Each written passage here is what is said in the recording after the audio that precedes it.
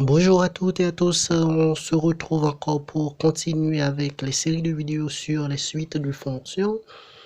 Nous avons présenté dans une première vidéo la convergence simple d'une suite de fonctions qui est une première étude qu'on peut faire sur les suites de fonctions.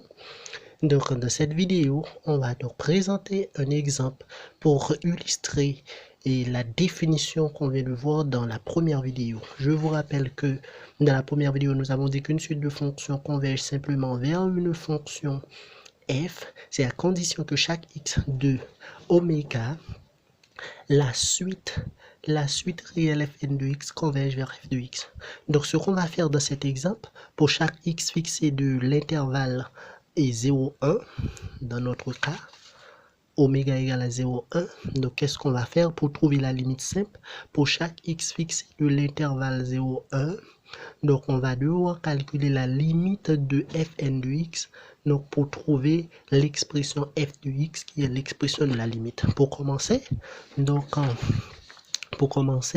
on va dire pour chaque x, on va donc prendre les valeurs très simples, les valeurs évidentes. Ici, une valeur évidente est 0.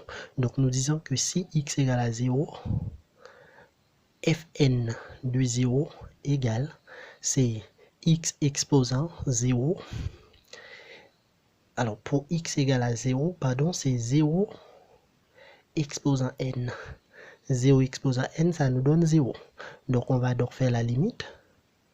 Donc, la limite de fn de 0 lorsque n tend vers plus l'infini. Donc, ceci n'est autre que 0, puisque fn de 0 égale à 0. Donc, une deuxième valeur évidente, c'est si x égale à 1. Si x égale à 1, fn de 1 égale à 1 exposant n. 1 exposant n n'est autre que 1. Et donc, la limite de fn de 1 lorsque x tend vers, alors lorsque n tend vers plus l'infini, ça nous donne 1, puisque fn de 1 égale à 1. Donc, on a déjà fixé deux valeurs. Nous avons dit c'est pour chaque x de l'intervalle 0, 1, pour chaque x. On a pris deux valeurs. Donc, il reste les valeurs qui se trouvent entre 0 et 1, mais hors de 1 et de 0. C'est-à-dire, si x se trouve dans l'intervalle 0, 1. Donc, toutes les valeurs qui se trouvent dans l'intervalle 0, 1, ce ne sont pas des valeurs évidentes. Donc, on peut prendre par exemple 1 demi, tout ça et faire la limite. OK? Mais on prend toutes les valeurs de cet intervalle. Donc, qu'est-ce qu'on peut remarquer? Avec un x de cet intervalle, l'expression x exposant n est le terme général d'une suite géométrique de raison x.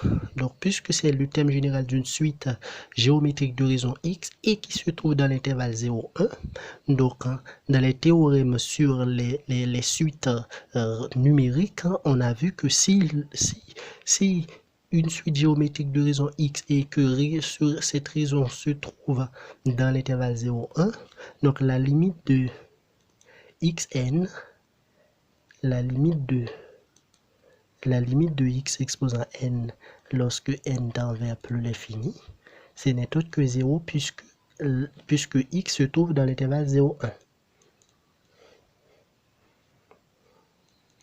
OK? Donc ici, pour chaque x de l'intervalle 0, 1, on a calculé la limite de fn de x. Donc toutes les valeurs trouvées donc vont constituer la limite de fn. C'est-à-dire, donc, nous pouvons dire que donc fn, la suite fn converge simplement vers la fonction f définie par f de x égale f de x va égaler à 0. F de x égale à 0. N'oubliez pas que f de x est la limite. Donc, f de x va donner 0 si x égale à 0 ou si x se trouve dans cet intervalle, c'est-à-dire ça va donner 0 si x se trouve dans l'intervalle 0 à 1, mais ouvert en 1. Et ça va donner 1 si x se trouve si x égale avec 1. Donc, cette suite de fonctions converge simplement vers une autre fonction f qui est définie par f de x égale avec 0, qui est la limite, lorsque x se trouve dans cet intervalle, et ici si x égale à 1. Donc ça c'est la limite simple de la suite de fonctions définies ainsi. Merci de votre attention, je vous donne rendez-vous pour une autre vidéo sur la notion de suite de fonctions, mais cette fois-ci on va étudier un autre aspect qui est la convergence uniforme. Ciao ciao.